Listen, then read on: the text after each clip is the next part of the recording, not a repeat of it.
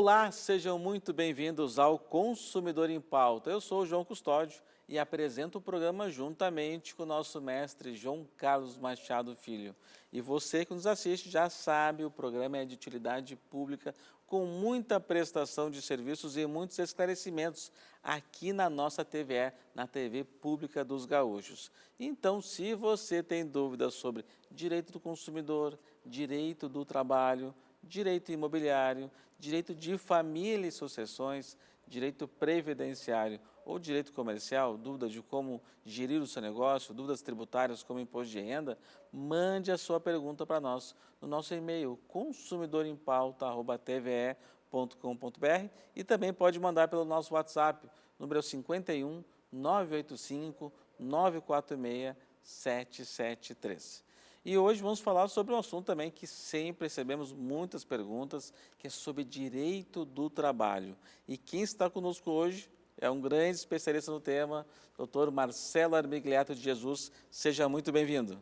Olá, João Batista, tudo bem? Me permita fazer uma saudação pessoal, uma saudação especial ao pessoal que nos acompanha aí pela telinha da TVE, ao pessoal que curte a página da TVE no YouTube, é muito importante, perdeu alguma informação daqui, vai para o YouTube, verifica de novo o vídeo, a nossa equipe técnica e também a nossa produção, na pessoa da Maria Lúcia.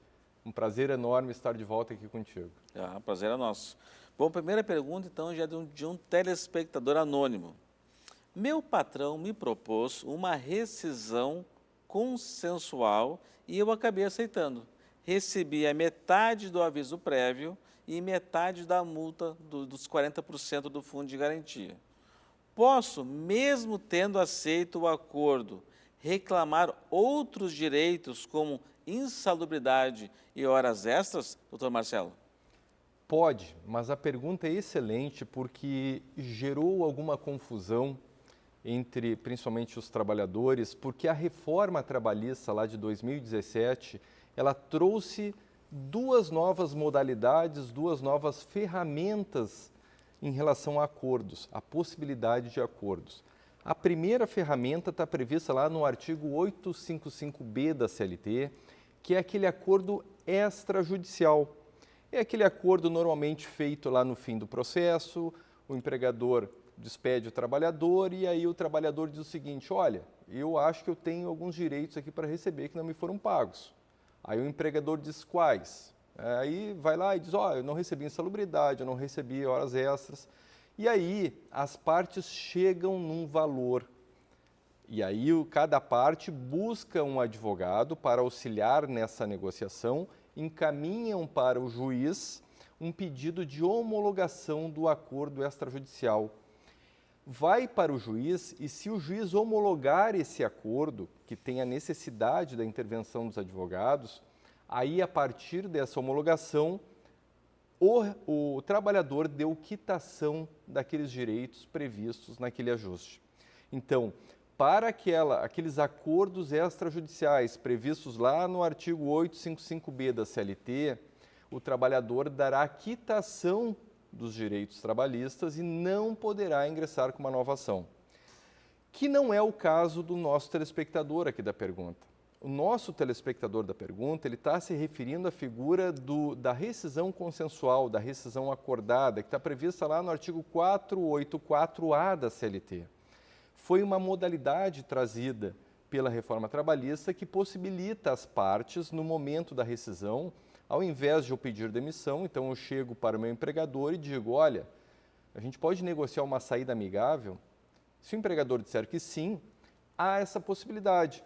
Nessa possibilidade, o trabalhador vai receber metade da multa de 40% do fundo de garantia, vai receber metade da multa, do aviso prévio, não terá acesso ao seguro-desemprego e poderá movimentar 80% do seu fundo de garantia, que é exatamente o que aconteceu com o nosso telespectador. Ele aderiu a essa rescisão consensual, mas atenção, essa rescisão consensual não impede o trabalhador de buscar novos direitos, de buscar um adicional de insalubridade que não foi pago, de buscar horas extras que não foram pagas, enfim, esse acordo essa rescisão consensual, ela não dá quitação de absolutamente nenhum direito. Isso é muito importante que os trabalhadores saibam.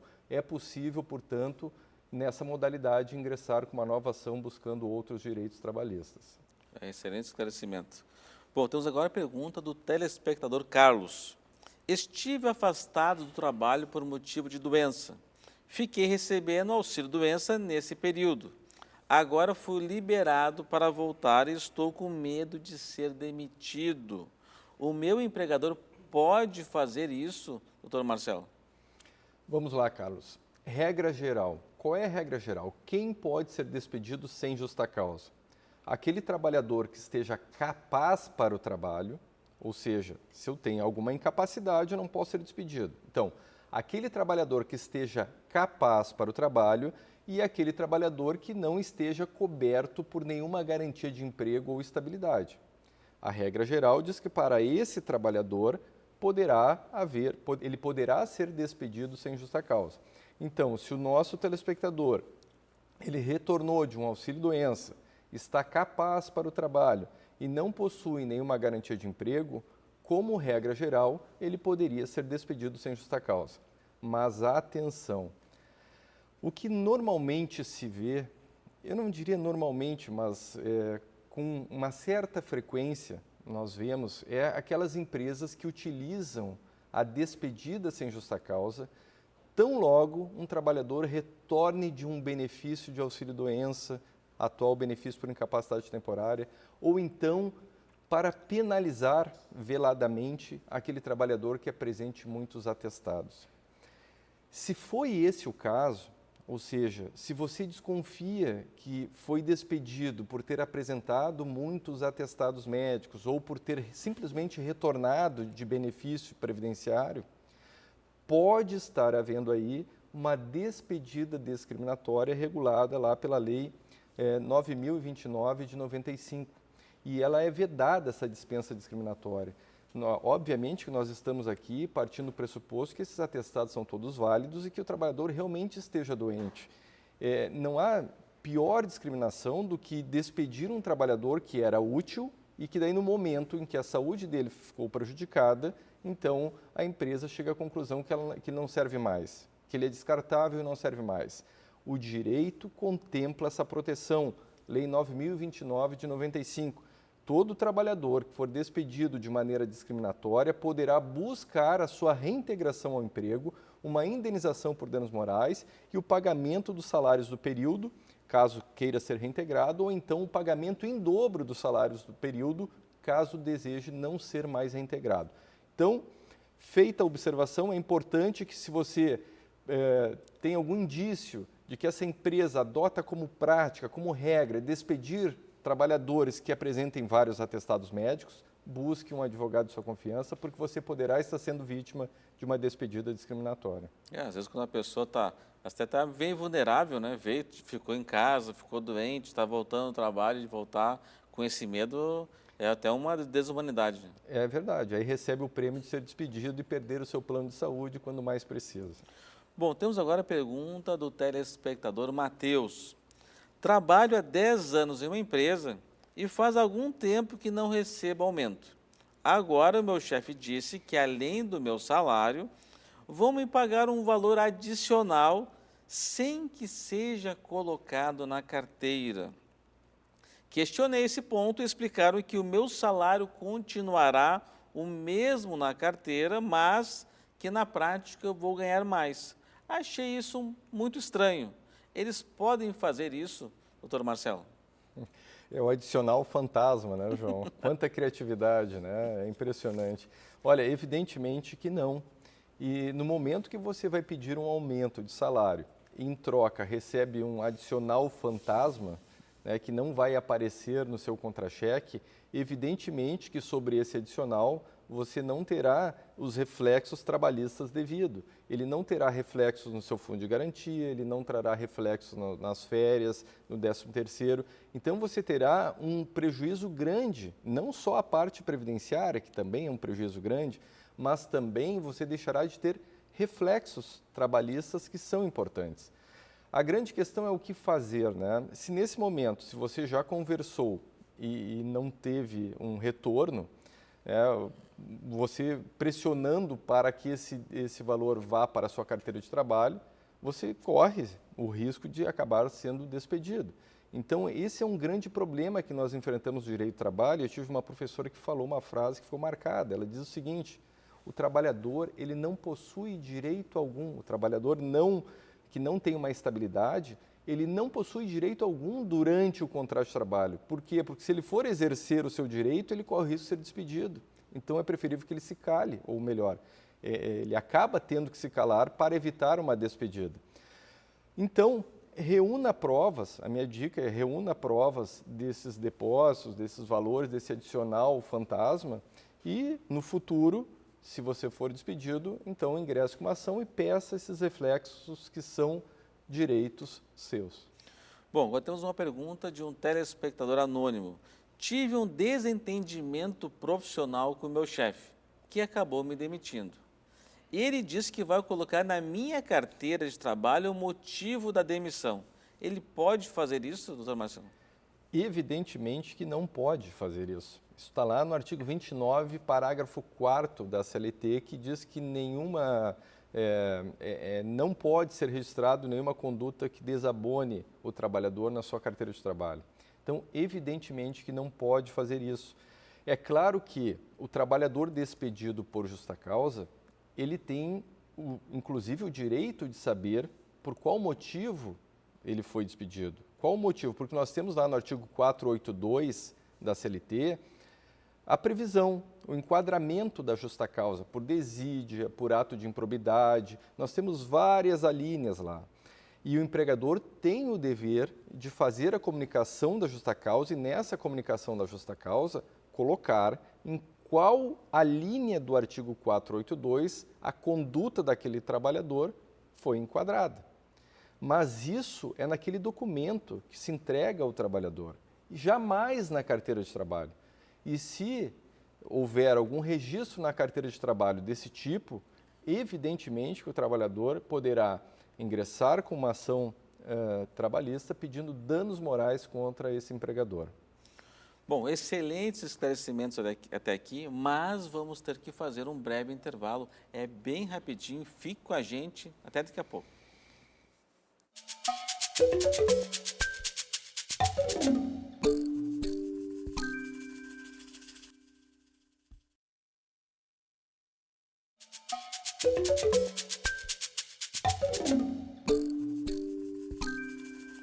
Bom, falei que era bem rapidinho, já estamos de volta. Lembrando você que nos assiste que o programa é de utilidade pública, com muitos esclarecimentos aqui para os nossos telespectadores na TV, aqui na TV Pública dos Gaúchos.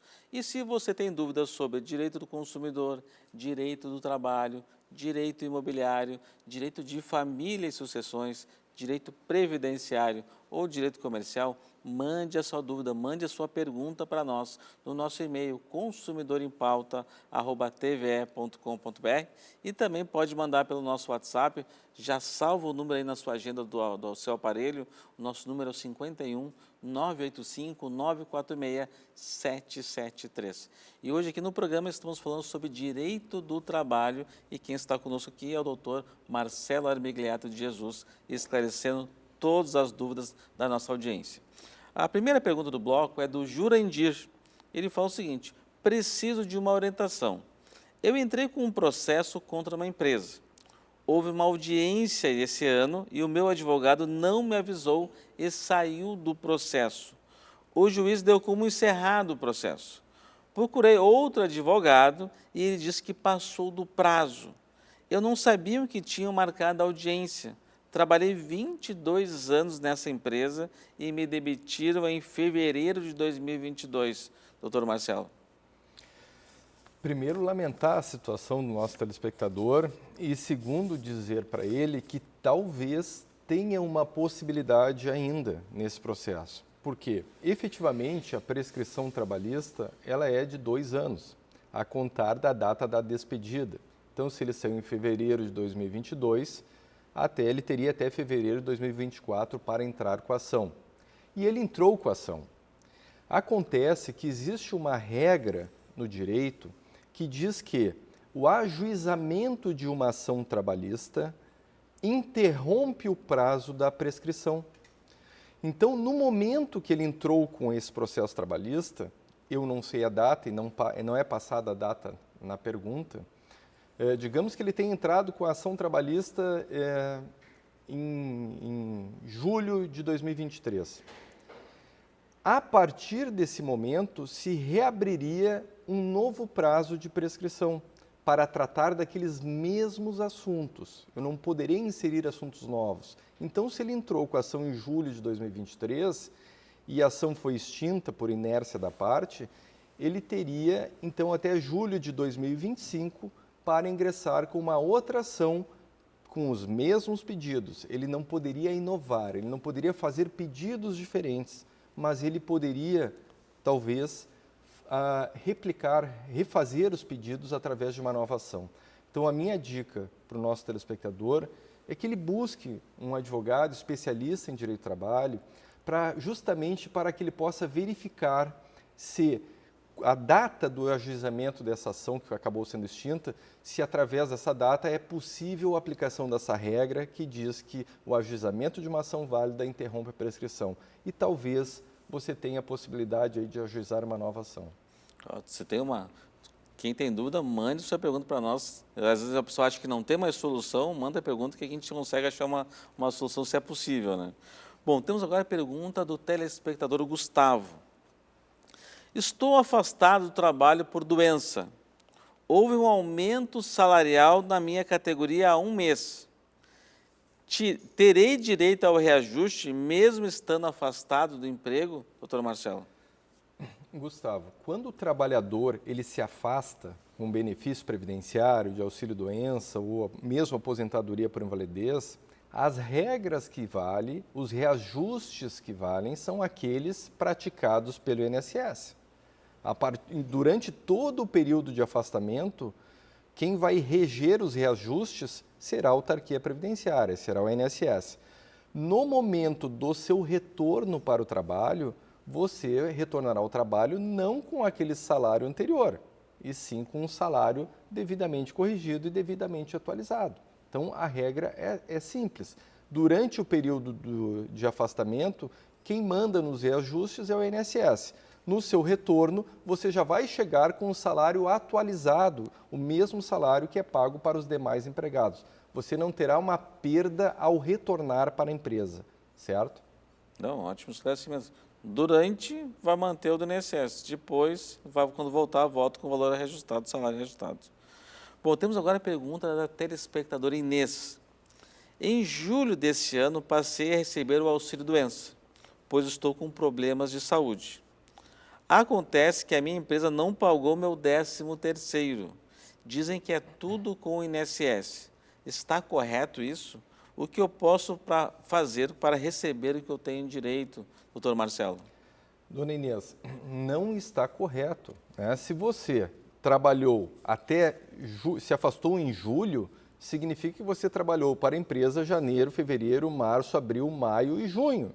Ou seja, a empresa tem que lhe pagar, é responsável pelo pagamento desses 6/12 do 13º.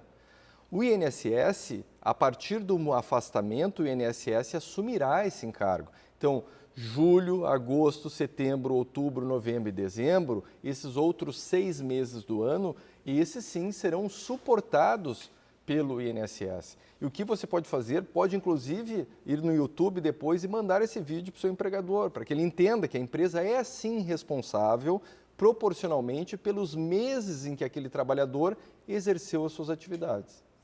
Ela vai receber o 13º de duas fontes, uma parte da empresa e uma parte do INSS. Exatamente. Caso o afastamento seja do ano inteiro, né, eu me afastei no dia 1º de janeiro de 2024 e fiquei o ano inteiro afastado, aí esse pagamento sim será apenas de responsabilidade do INSS. Bom, agora temos uma pergunta de um telespectador anônimo. Eventualmente substituo colegas que trabalham em atividades insalubres. Eu não teria direito ao adicional de insalubridade nesse caso, doutor Marcelo? teria direito, né? Isso é comum, muitas vezes, uma substituição nas férias, no período de férias, então ele ficou 30 dias trabalhando num ambiente nocivo e ele terá direito a receber o adicional de insalubridade durante esse período de substituição de um trabalhador que estava exposto ao risco. O que define se um trabalhador vai ter ou não direito à insalubridade é exatamente a exposição. Durante o período de exposição, eu terei direito. Nós chamamos juridicamente de um adicional condicional. Ele está condicionado ao trabalho nas condições insalubres ou periculosas. Então, está errado o seu empregador, durante o período de substituição de um trabalhador que esteja exposto a agentes nocivos, deverá haver o pagamento do adicional de insalubridade. E quando ele voltar para a atividade dele, ele perde a insalubridade. Exatamente, justamente por ser um adicional condicional, condicionado à exposição efetiva, no momento do seu retorno, esse adicional de insalubridade não vai incorporar ao seu salário. Você perderá esse adicional de insalubridade. Muito bem lembrado aí pelo João. Bom, temos agora a pergunta da telespectadora Martina. Meu marido faleceu e ainda estava trabalhando. Não sabemos o que fazer para que a gente consiga receber o que temos direito. Nós é que temos que providenciar tudo ou é a empresa que faz isso, doutor Marcelo? Vamos lá. Primeiro, lamentar aí o falecimento para a nossa telespectadora Martina e dizer que a responsabilidade da empresa é de efetuar o pagamento das parcelas rescisórias devidas no prazo de 10 dias, estabelecido lá na CLT. Quando a empresa sabe para quem pagar, tudo certo. Quando a empresa não sabe para quem pagar, não tem certeza se aquela pessoa é a pessoa correta, para não pagar duas vezes, porque quem paga mal paga dobrado, essa empresa ajuiza uma ação que nós chamamos de ação de consignação em pagamento na Justiça do Trabalho. E aí ela manda intimar, citar os herdeiros, a esposa, eventuais filhos, e ali se abre uma discussão para ver quem tem direito aos valores. Caso a senhora seja a dependente previdenciária do seu marido, a situação é muito simples. Basta que a senhora vá até o INSS ou entre pela internet, no site do meu INSS, vá até lá, peça uma declaração de dependentes previdenciários. Se o seu marido lhe cadastrou como dependente previdenciária dele, essa certidão emitida pelo INSS é suficiente para que a empresa lhe entregue, lhe pague todos os valores devidos na rescisão do seu marido, sem maiores burocracias, sem necessidade de entrar com uma ação de consignação em pagamento. Então, simples, acesse o site do meu INSS, peça uma certidão de dependentes. Se a senhora for uma das dependentes, o problema está resolvido. Bom, agora temos uma pergunta do Jonathan. Estou para fazer um acordo de rescisão de contrato de trabalho com o meu empregador. Como conseguir um outro emprego, posso não cumprir o aviso prévio. O que devo fazer, doutor Marcelo? Olha, Jonathan, se você está para fazer um acordo, então já coloque nesse acordo essa dispensa do cumprimento do aviso prévio. Porque, como regra geral, aquele trabalhador que pede demissão e ele cumpre o aviso prévio, se no meio desse aviso prévio ele arruma um novo emprego, ele terá que pagar os dias restantes. Essa regrinha do arrumar um novo emprego e dispensa do cumprimento do restante do prazo, ela só se aplica nos casos em que a iniciativa do rompimento do contrato de trabalho for da empresa. Então, se a empresa despede alguém sem justa causa e dá um aviso prévio trabalhado de 30 dias, se o trabalhador, nesse meio tempo, arruma um novo emprego, tudo ok, ele está dispensado, ele pode partir para um novo emprego recebendo apenas os dias que trabalhou. Agora, quando a iniciativa for do empregado, se ele que pediu demissão, a regra é que ele tem que cumprir os 30 dias. Se não cumprir os 30 dias, a empresa pode descontar. Já que você está negociando esse acordo, então já coloque nesse ajuste que a empresa lhe dispensaria, então, do cumprimento desse aviso em face do novo emprego. aí não vai ter problema nenhum. Doutor Marcelo, vou fazer uma pergunta, só tem 30 segundos para responder. Uma pergunta de uma telespectadora anônima. Sou empregada doméstica, eu não teria direito ao adicional de salubridade? Não, não teria direito ao adicional de salubridade porque a Constituição Federal não estendeu esse direito ao adicional de salubridade, de periculosidade, aos trabalhadores domésticos. Então, nesses 30 segundos, eu posso dizer que, infelizmente, não tem direito. Doutor Marcelo, muito obrigado pelos ótimos esclarecimentos. Agradecendo a nossa qualificada audiência, muito obrigado. Tchau, tchau, até amanhã.